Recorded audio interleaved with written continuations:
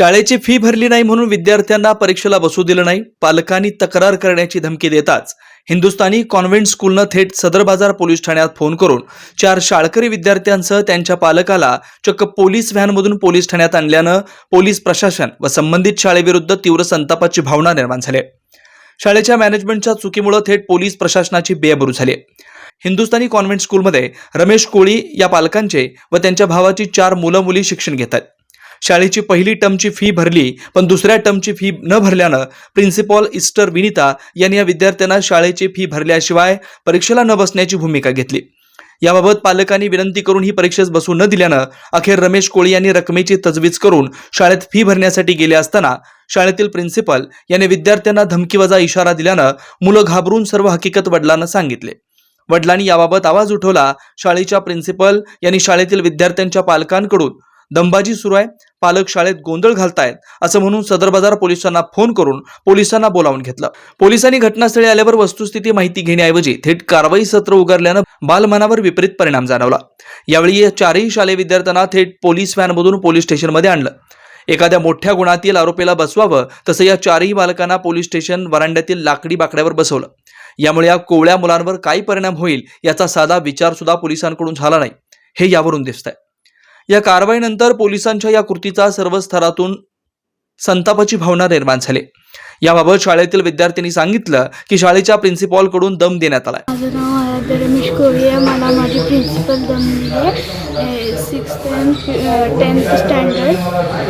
10th स्टँडर्डला बी करते। 5th पैसे भरले नाही म्हणून एक्झामला बसू दिले। पप्पा जर कॅम्पसमध्ये दिसले तर जेलला गेले। पूर्ण पेपर नाही का दिला तू? नाही, आता दिले। कशामुळं? फी भरली नाही मग तुला काय टीचरनं बाहेर काढलं? कुठं बसवलं तुला? क्लासच्या बाहेर। कुठे राहते म्हणून हां. मग ॲड्रेस सांगितल्यावर मग बोलले तुम्ही घरात चुकीचंच कसं जाऊन सांगितलं, तुम्हाला माहिती आहे का तुमचे पप्पा इथं येऊन किती धिंगाणा घातले, तुम्हाला एकदा फुटेज दाखवतो आम्ही असं वगैरे। बरोबर वाटतंय का हे सगळ्यांसमोर असं केलेलं प्रिन्सिपलला वगैरे? मग पप्पाला काहीतरी झालं असतं तर असं वगैरे म्हणली। मग नंतर म्हणली दोन्ही तुझे काका आणि पप्पा दोघं पण जर कॅम्पसमध्ये नाही यायला पाहिजे, जर दिसले तर सगळं लॉ वुमेनकडे तुझ्या पप्पावर एक गुन्हा दाखल केल्यावर सगळेजण मग सोडणारच नाही पप्पाला असं बोलले। गेटच्या आत पप्पाला जेलमध्ये घालते। शाळेची फी अडचणीमुळे भरली नाही पण शाळेकडून निरोप मिळताच एक रकमी 50,000 भरले असं असताना शाळेकडून माझ्या मुलींना धमकीवजा इशारा दिला। शिक्षक वर्ग माझ्या मुलांना दातात पकडलं, पुढचं भवितव्य अंधारात दिसतोय।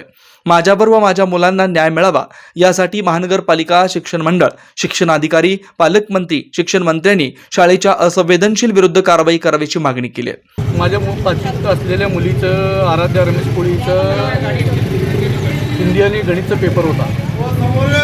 मी फर्स्ट इन्स्टॉलमेंट 5,030 रुपये या शाळेला फी 2023-24 भरलेली आहे। तर फी थांबली म्हणून माझ्या मुलीला परीक्षेतनं बाजूला काढले, क्लासच्या बाहेर बसवले माझ्या मुलीला आणि माझ्या भावाच्या मुलाला, फी कमी आहे म्हणून।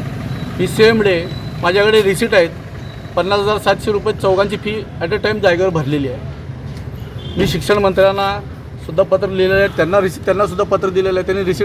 त्यांनी ते पत्र घेतलेले मला क्लासमधनं, त्यांच्या रूममधनं बाहेर काढले। हे शिक्षण मंत्र्याला पत्र लिहिलेलं मी सगळं शांत बसलो होतो।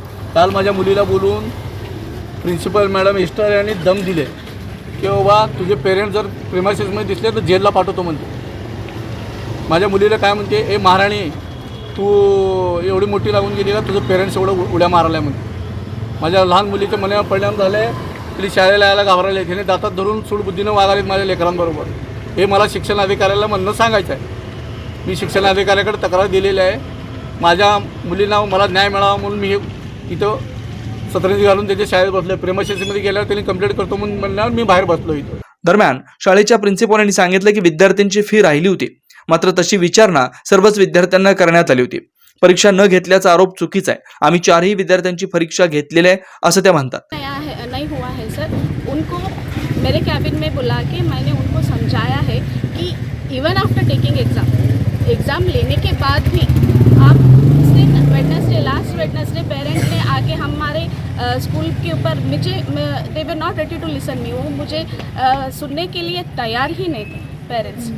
लास्ट वेडनेसडे उनका एग्ज़ाम कंडक्ट हुआ था मैथ्स और हिंदी।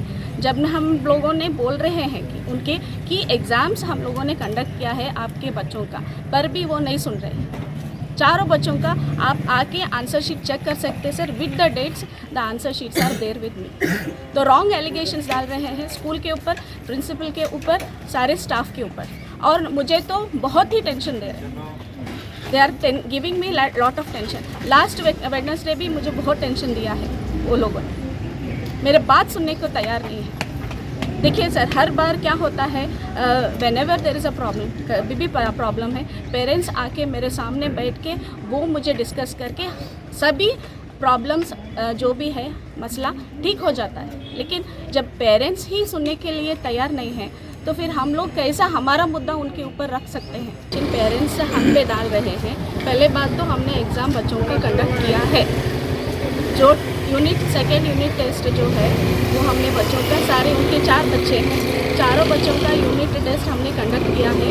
हमने सभी बच्चों को फीस पूछा है बोल के उनका एग्ज़ाम हम लोगों ने विथहेल्ड नहीं किया है। सारे बच्चों का फीस पूछा है, लेकिन exams were conducted of all the students, सभी बच्चों का एग्ज़ाम्स कंडक्ट किया है। स्पेशली ये पेरेंट का एग्ज़ाम हम लोगों ने कंडक्ट किया है, और मेरे पास प्रूफ भी है, उनके आंसर शीट्स भी, लिखा हुआ आंसर शीट्स मेरे पास है, बच्चों ने लिखा है।